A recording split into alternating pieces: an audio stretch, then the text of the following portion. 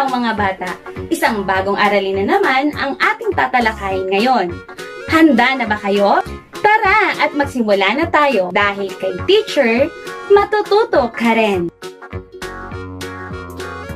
Ang ating aralin para sa linggong ito ay tungkol sa uri ng pangungusap ayon sa kayarian, paniniwala ng may akda ng teksto sa isang issue, at pagbibigay solusyon sa isang naobserbahang suliranin.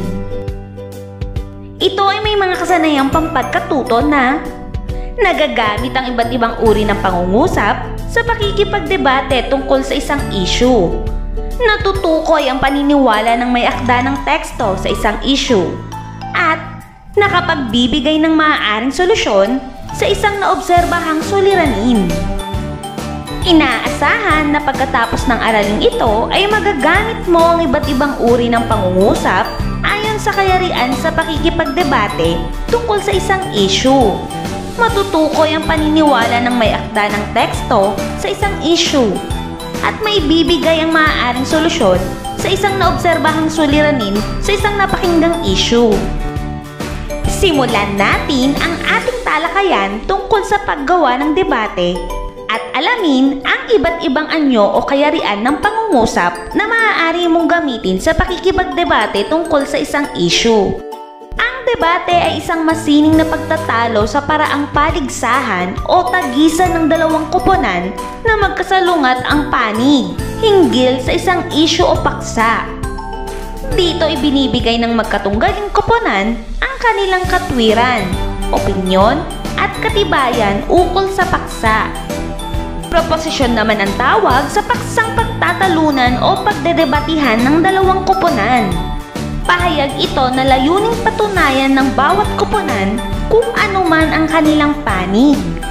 Narito ang mga dapat tandaan sa paghahanda ng isang debate. Ang una ay pangangalap ng datos.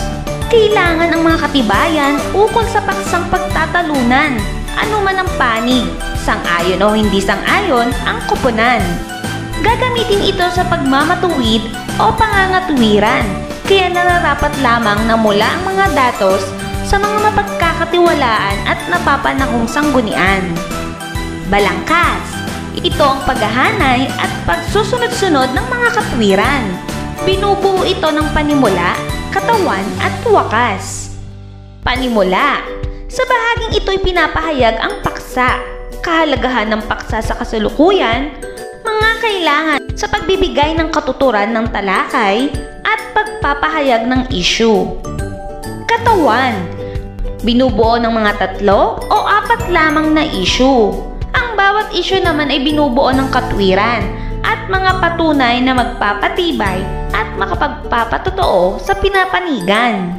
At wakas. Ito ang buod ng isyong binigyan ng patunay.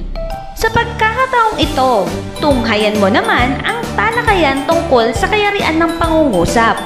May 3 anyo o kayarian ng pangungusap: payak, tambalan, at hugnayang pangungusap. Sa araw na ito ay matututuhan mo ang payak at tambalang pangungusap. Ang hugnayang pangungusap ay tatalakayin sa susunod na linggo. Ano nga ba ang payak na pangungusap?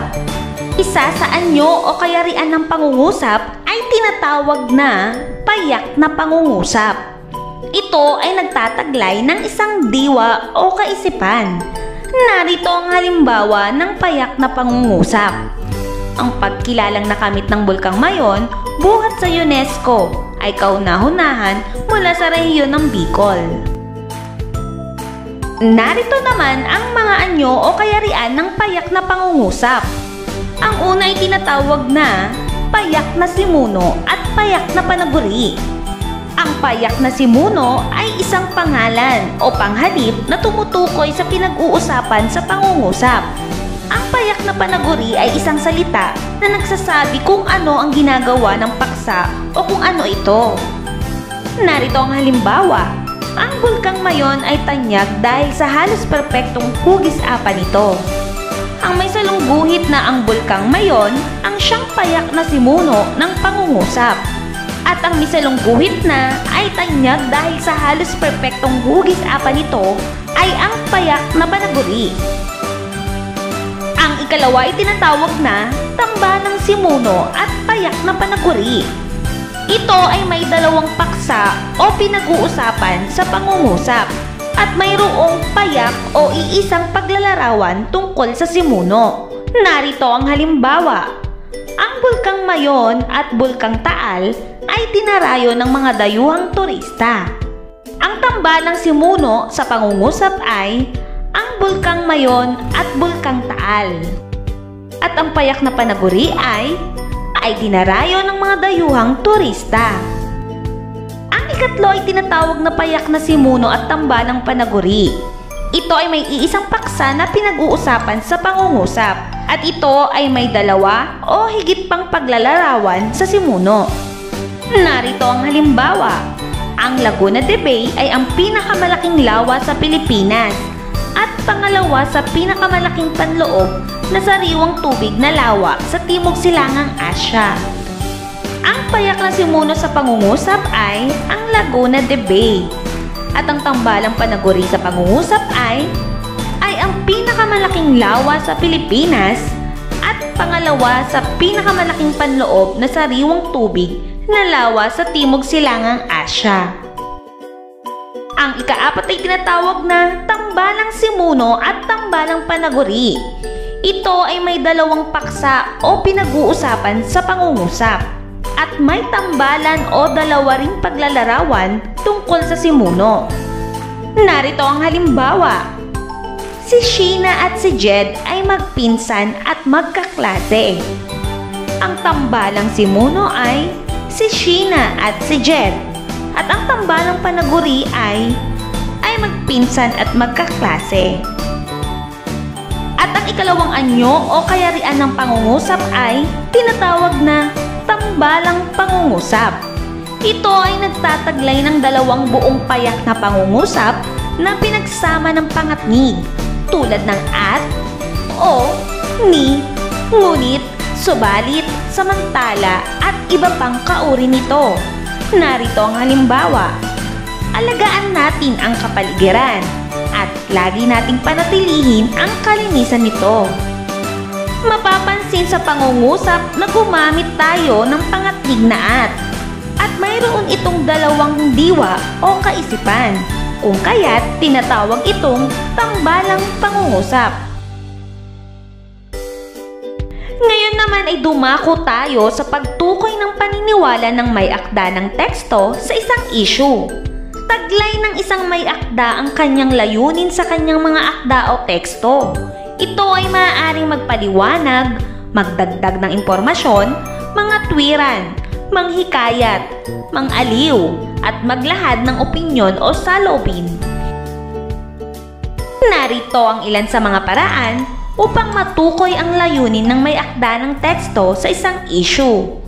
Malalaman mo ang tono ng author sa pamamagitan ng mabilis na pagsuyod sa material, lalo na sa pamagat at mga panimula at pangwakas na talata. Mga larawan at section headings naman ang pangkalatang magbibigay ng palatandaan sa layunin ng author sa pagsulat ng kanyang artikulo. Malalaman mo lamang ang intensyon ng may akda kung ito ay mababasa mo ng makailang ulit na may dagdag ingat. At maaari ka ring magkaroon ng impresyon sa simula kung bakit isinulat iyon ng author, tulad ng pagbibigay pananaw na ang artikulo ay kailangang mangaliw, mangumbinsi o magsuri ng mga bagay. Sa puntong ito ay iyong matutunghayan ang tungkol sa pagbibigay ng solusyon sa mga naoobserbahang suliranin sa paligid. Bilang isang mag-aaral mula sa ikalimang baitang, alam kong mulat ka sa ilang problemang naglipana sa inyong lipunan o sa inyong komunidad. Marami kang nalalaman batay sa mga pangyayaring iyong naobserbahan, mga nakikita at naririnig. Ang pagbibigay ng sariling opinyon at maaaring solusyon sa isang suliranin na naobserbahan sa paligid ay isang napakagandang kasanayang kailangan nating matutuhan sapagkat ito'y kailangan sa ating pang-araw-araw na buhay. Ngayon, subukin natin ang iyong natutuhan sa kaugnay na pagtalakay sa ating aralin. Ihanda mo ang iyong sagutang papel o kwaderno at sagutan ang sumusunod na mga pagsasanay. Para sa iyong unang gawain, panoorin ang isang maikling debate na ito. Pagkatapos manood ay sagutan ang mga sumusunod na katanungan sa iyong sagutang papel. Ang pamagat ng debate ay, alin ang higit na mahalaga? Wikang Filipino o wikang English?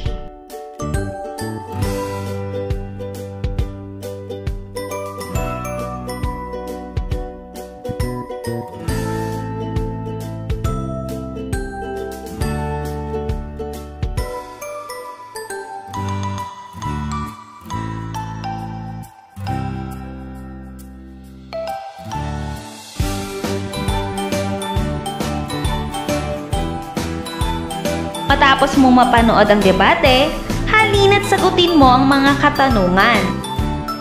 Bilang isa, ano ang tinalakay na issue sa debateng iyong napanood? Bilang dalawa, ano sa tingin mo ang paniniwala o layunin ng dalawang kampo tungkol sa isyung alin ang higit na mahalaga? Wikang Filipino o wikang English? Ikatlo hanggang ikaapat, sumulat ng dalawang pangungusap gamit ang payak at tambalan na nagpapakita ng iyong pagsang-ayon o di pagsang-ayon mula sa debating napanood. At bilang 5, bilang isang mag-aaral, anong solusyon ang maaari mong ibigay upang makilala ang wikang Filipino sa buong mundo? Bibigyan kita ng ilang sandali para sagutin ang mga katanungan na ito.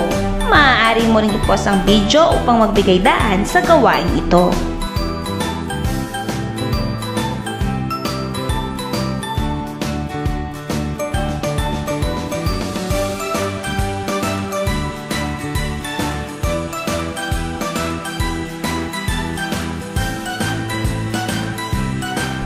Halina't iwasto natin ng may katapatan ang inyong mga sagot. Sa bilang 1, ano ang tinalakay na issue sa debating inyong napanood? Ang sagot ay, ang paksang pinagtalunan o pinagdebatihan ay kung alin sa dalawang wika, wikang Filipino o wikang English, ang higit na mahalaga. Bilang 2, ano sa tingin mo ang paniniwala o layunin ng dalawang kampo tungkol sa isyung alin ang higit na mahalaga? Wikang Pilipino o wikang English? Sa tingin ko ay binigay ng dalawang koponan ang kanilang buong puso sa kanilang ipinaglalaban na issue o paksa. Parehas ang dalawang panig sa pagmamatuwid o pangangatwiran ng kanilang proposisyon na mahalaga ang paggamit ng wikang Filipino at wikang English.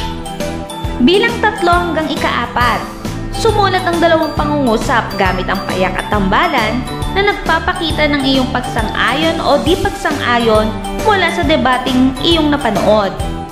Narito ang halimbawang kasagutan.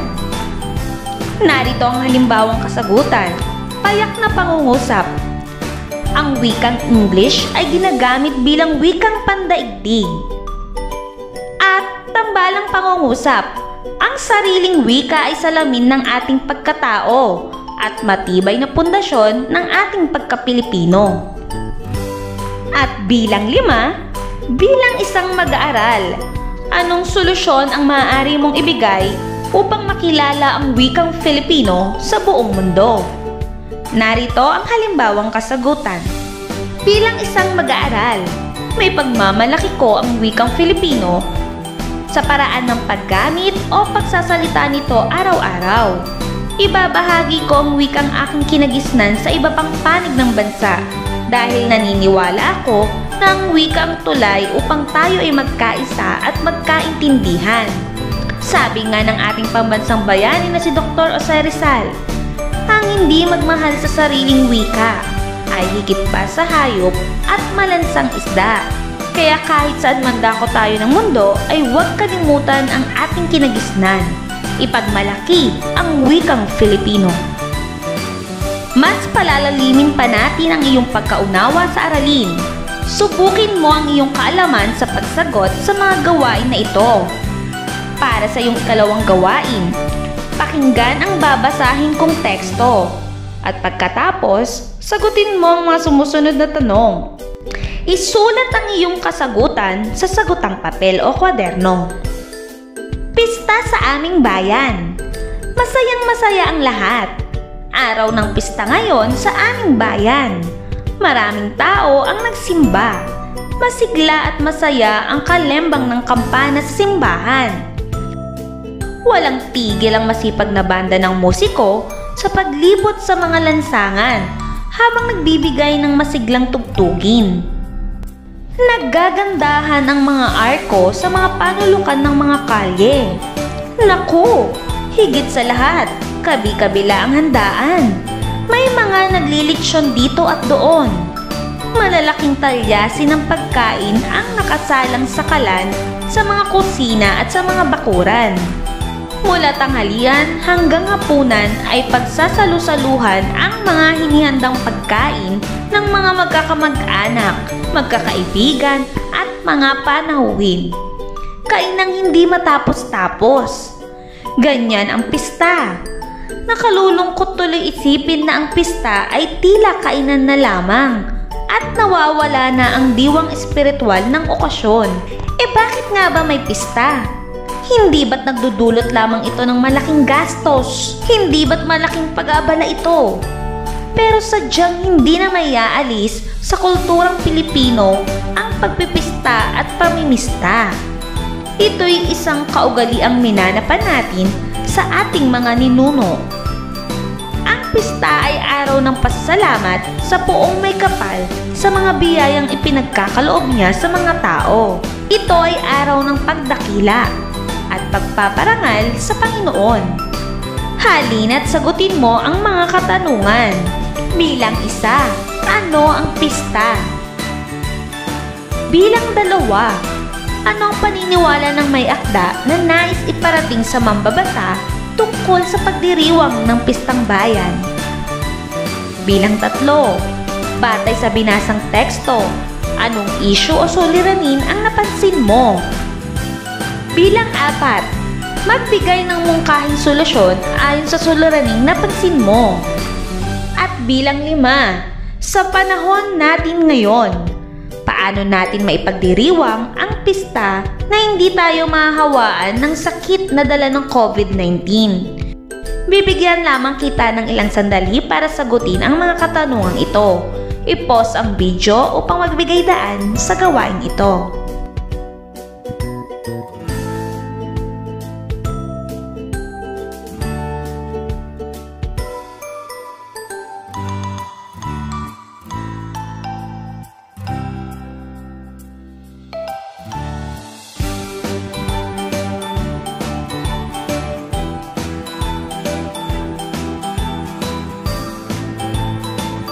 Halina't iwasto natin ng may katapatan ang inyong mga sagot.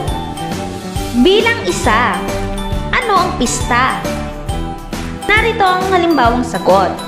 Ang pista ay araw ng pasasalamat sa Poong May Kapal sa mga biyayang ipinagkakaloob niya sa mga tao. Ito ay araw ng pagdakila, pagpuri at pagpaparangal sa Panginoon.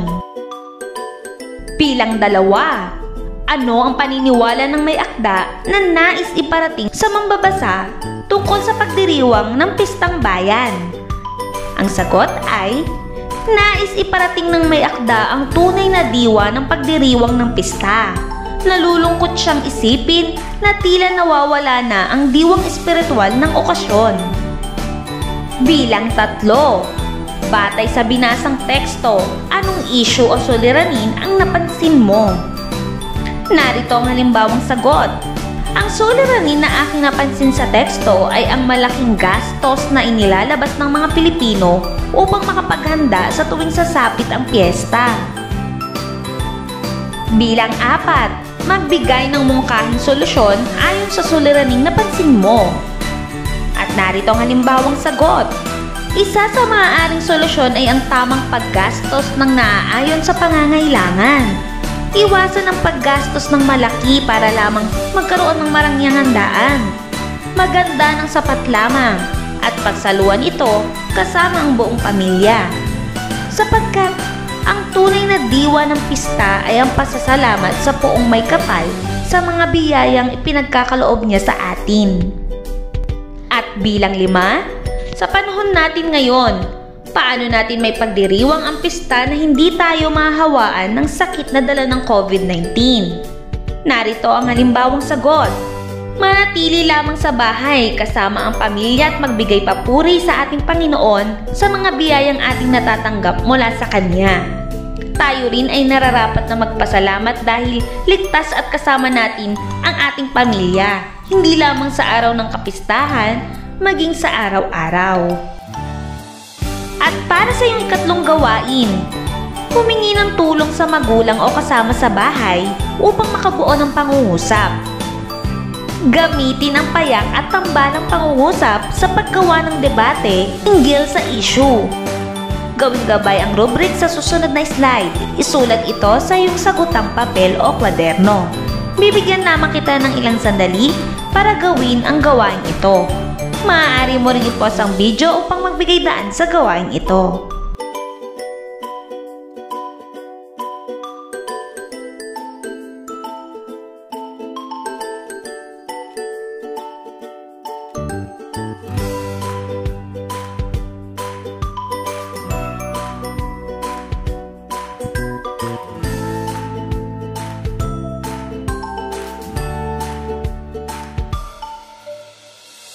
At narito ang halimbawang kasagutan. Narito ang mga halimbawang payak at tambalang pangungusap sa panig na dapat na ipagdiwang ang kapistahan sa panahon ng pandemya. Ipagdiwang ang kapistahan sa loob ng bahay at magpasalamat sa mga biyayang natatanggap mula sa ating Panginoon. Ito ay halimbawa ng tambalang pangungusap. Maganda lamang ng sapat na pagkain na pagsasaluhan ng buong pamilya. Ito ay payak na pangungusap. Tayo ay magdasal at magtirik ng kandila para sa ating mga santo. Ito ay tambalang pangungusap. At para naman sa panig na hindi dapat na ipagdiwang ang kapistahan sa panahon ng pandemya, narito ang mga halimbawa ng payak at tambalang pangungusap. Maraming Pilipino ang dadayo sa kani-kanilang kamag-anak o kaibigan upang ipagdiwang ang kapistahan kahit na patuloy pa rin ang pagtaas ng kaso na nagpopositibo sa COVID-19. Ito ang halimbawa ng tambalang pangungusap. Gagastos ng labis para sa marangyang handaan, payak na pangungusap, at hindi maiwasan ang mass gathering sa araw ng kapistahan. Tingnan naman natin ang iyong malalim na pagkaunawa sa aralin. Puna ng patlang ng tamang salita upang mabuo ang diwang nais ipahatid. Isulat mo ang iyong sagot sa sagutang papel o kwaderno.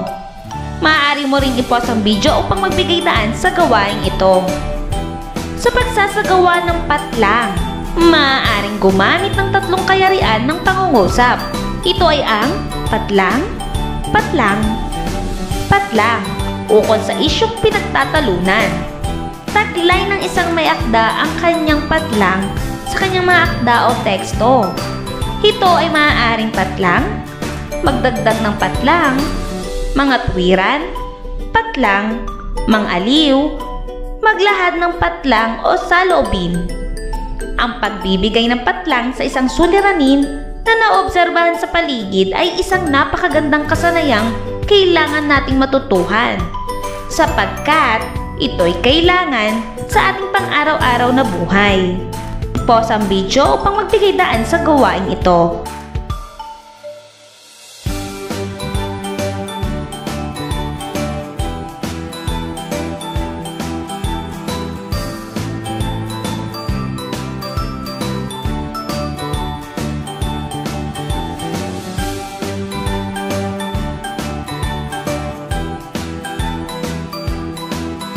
Halina't iwasta natin ang inyong mga sagot. Sa pagsasagawa ng debate, maaaring gumamit ng 3 kayarian ng pangungusap. Ito ay ang payak, tambalan, ugnayan, ukol sa isyong pinagtatalunan. Taglay ng isang may akda ang kanyang layunin sa kanyang mga akda o teksto. Ito ay maaaring magpaliwanag, magdagdag ng impormasyon, mga tuwiran, manghikayat, mangaliw, maglahad ng opinyon o saloobin. Ang pagbibigay ng solusyon sa isang suliranin na naobserbahan sa paligid ay isang napakagandang kasanayang kailangan nating matutuhan, sapagkat ito'y kailangan sa ating pang-araw-araw na buhay. Binabati kita! Narating mo na ang huling gawain upang mas mapaunlad pa ang iyong kaalaman tungkol sa ating aralin. Handa ka na ba? Kung ganon, sagutan mo na ang gawain sa iyong sagutang papel o kwaderno. Para sa iyong ika-4 na gawain, pakinggan mo ang babasahin kong teksto. Pagkatapos, sagutan mo ang mga katanungan at isulat ang iyong sagot sa sagutang papel o kwaderno. Ilog Pasig, noon at ngayon. Malimit noon na makitang namamangka sa Ilog Pasig si Jose Rizal. Kasama niya ang kasintahang si Leonora Rivera. Ito ang naging saksi sa kanilang wagas na pagmamahalan. Madalas nilang pasyalan noon ang Ilog Pasig dahil nakadarama sila ng kapayapaan ng kalooban sa tuwing pinagmamasdan nila ito. Ayon sa matatanda, ibang-iba raw ang Ilog Pasig noon. Bukod sa mga magkasuyong namamasyal dito, marami ring kababaihan ang nakikitang naglalaba dito. Paliguan din ito ng marami at dito nangingisda ang mga tao. Kulay asul ang tubig nito, malinis at malinaw. Iba't ibang isda ang nahuhuli rito tulad ng talimusak, dalag at kanduli. Presko ang simoy ng hangin dito. Naging inspirasyon ng mga makata at manunulat ang ilog na ito. Ipinahahayag nila ang kanilang mga damdamin sa pamamagitan ng tula at awit. Gaano man kabigat ang suliranin ng isang tao, dagli nila itong nalilimutan kung namamalas ang kagandahan ng Ilog Pasig. Ang alon ay tila musika sa kanilang pandinig. Ganyan kaaya-aya ang Ilog Pasig noon. At isa ito sa itinuturing na magandang tanawin sa ating bansa. Ngunit ngayon, ano ang nangyari sa ilog na ito? Ang dating malinaw na tubig, ngayon ay maitim na. Ang presko at sariwang hangin ay napalitan na ng mabahong simoy na dulot ng basurang itinatapon dito. Ang mga isda ay wala ng pagkakataong mabuhay, sapagkat ito ay puro burak na. Sino pa ang masisiyahang mamasyal sa puok na ito? Paano tayo uunlad kung pati ang kalikasan ay sinisira natin dahil sa ating kapabayaan? Paano na rin ang ating kalusugan? Sana'y magising na tayo sa paggawa ng kabutihan para na rin sa mga susunod na henerasyon. Sa kasalukuyan, marami ng proyekto ang pamahalaan upang buhayin muli ang makasaysayang Ilog Pasig. Sana ay makiisang lahat sa mga proyektong ito. Ikaw, handa ka na bang maging bahagi nito? Isang hamon ito para sa iyo. Tulad mo, diyan sa lugar ninyo, may maitutulong ka na ba upang magkaroon ng pagbabago? Halina't sagutin mo ang mga katanungan. Maaari mo ring i-pause ang video upang magbigay daan sa gawain ito. Bilang isa, tukuyin ang paniniwala ng may akda kung bakit niya ikinukumpara ang Ilog Pasig noon at ngayon. Bilang 2, ano ang napansin mong suliranin hinggil sa issue na iyong binasa? Bilang 3 hanggang 5, bilang isang mag-aaral, ano-ano ang maaaring maging ambag mo upang mapanumbalik ang kalinisan ng Ilog Pasig? Magtala ka ng 3 solusyon. Pause ang video upang magbigay daan sa gawain ito.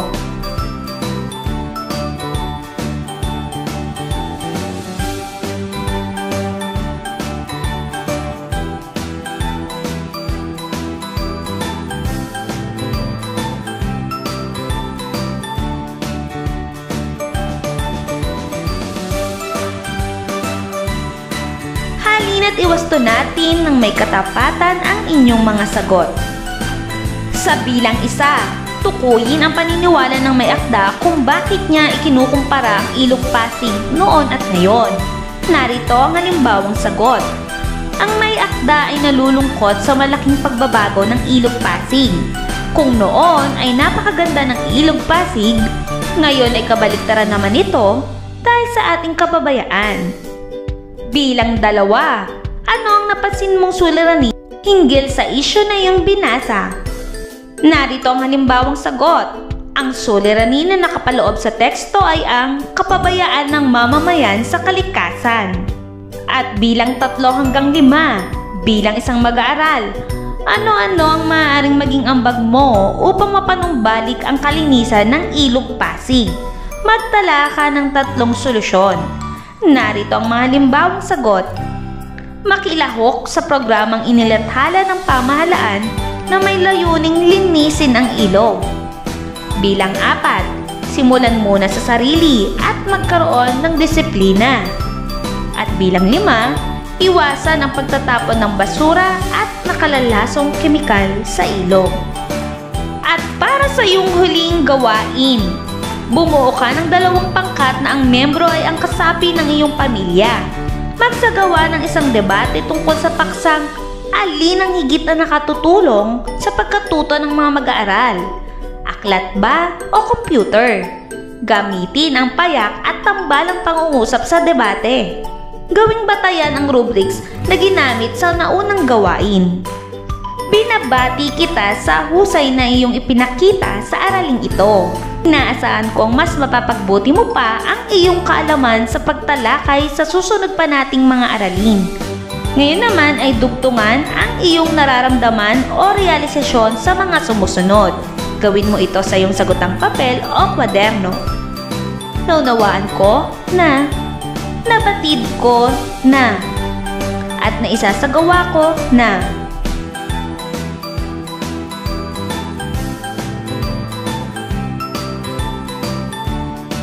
At narito ang halimbawang sagot.